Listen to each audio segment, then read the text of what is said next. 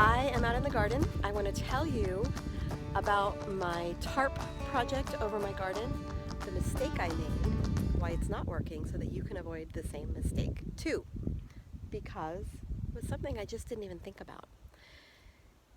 So this is a brand new garden. We are making it out of a meadow. You can see what it looked like behind us here. This is what it looked like before we started digging it up. Last fall, I had my husband take his little mini excavator and he just broke up the sod. We dug in a bunch of leaves. Didn't go real deep, but broke it all up, turned the sod over, and then we covered it with this tarp.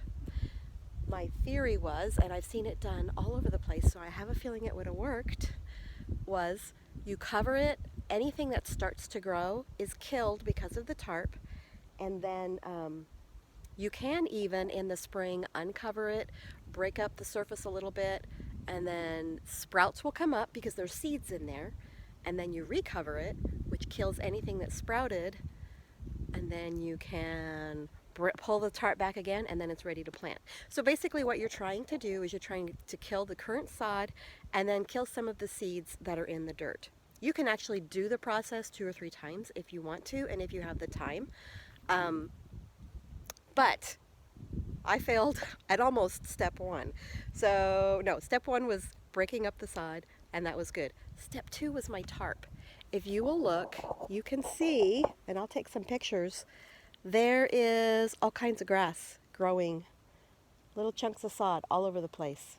That is because that tarp, which is a heavy-duty tarp, I made the assumption that it would block out the light, but it does not. I checked this early in the spring, and I thought, wow, there's still green under there. That's different. I wonder why. Covered it back up, didn't even think about it.